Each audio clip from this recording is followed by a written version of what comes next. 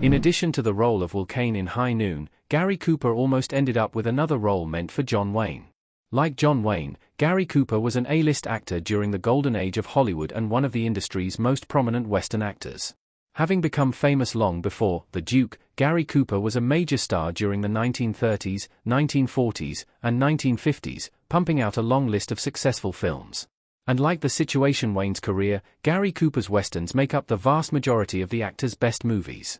Of course, Gary Cooper made several great movies from other genres, such as Sergeant York and Mr. Deeds Goes to Town, but what is arguably his crowning achievement in Hollywood was the character of Will Kane in High Noon.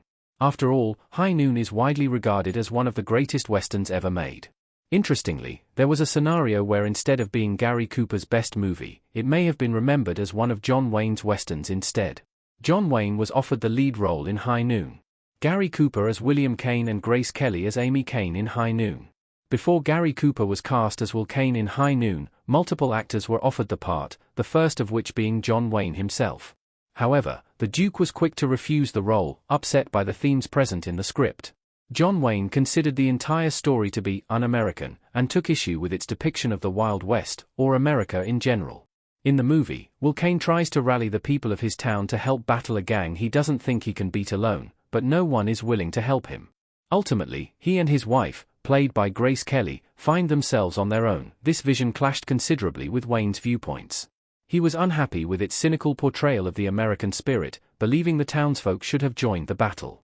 He was extremely critical of the Will Kane character as well, believing that Kane acted cowardly by focusing on getting help rather than taking on the enemy himself from the start. As a result of Wayne's decision to turn down the part, other actors were consulted, including Marlon Brando, Charlton Heston, and Gregory Peck. After a string of actors turned it down, it was finally offered to Gary Cooper, who accepted the gig, and one of the greatest westerns was born. John Wayne's role in Stagecoach was almost given to Gary Cooper. John Wayne looking intense as Ringo Kid in Stagecoach. High Noon was not the first, or the last, time that a role intended for John Wayne ultimately wound up being held by Gary Cooper.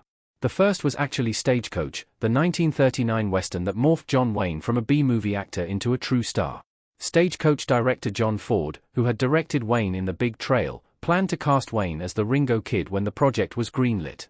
But his idea wasn't shared by the studio, with Paramount Pictures executive Walter Wanger being opposed to Wayne being cast, on account of the actor's reputation for B-movie westerns. Instead, Wanger hoped to cast Gary Cooper, who had already established himself as a top star in Hollywood with roles in movies like Mr. Deeds Goes to Town and The Plainsman. Two factors prevented this scenario from coming to pass: budget concerns lessening the appeal of hiring Gary Cooper and John Ford's insistence on John Wayne getting the part. Ford won out in the end, and as a result, Gary Cooper was never formally offered the role. Gary Cooper was offered the starring role in Red River. John Wayne as Thomas Dunson talking to the men in Red River. Original SR image by Sean Lelos. A similar situation unfolded years later, long after John Wayne had solidified his status as the biggest Western star in Hollywood.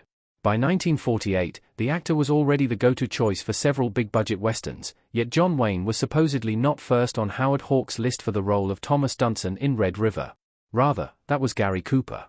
According to Michael Munn's biography of John Wayne, the man behind the myth, Hawks, who had directed Cooper in Ball of Fire and Today We Live, turned to Cooper first, but Cooper had declined the part. Munn explained that he was told by Hawks directly that Cooper's decision was based on the violent nature of the Thomas Dunson character. Cooper felt that such a role went against his image. That assessment wouldn't be wrong, given that Cooper generally played more traditional, heroic Western characters, a la the ones played by James Stewart and Randolph Scott. Munn writes in his book that Hawks turned his attention to Wayne after his agent, Charles Feldman, made a case for the actor. However, Wayne himself needed some convincing too, as he expressed some hesitation to Hawks about playing Thomas Dunson. Dunson was an aging rancher, and Wayne didn't want to play an old man.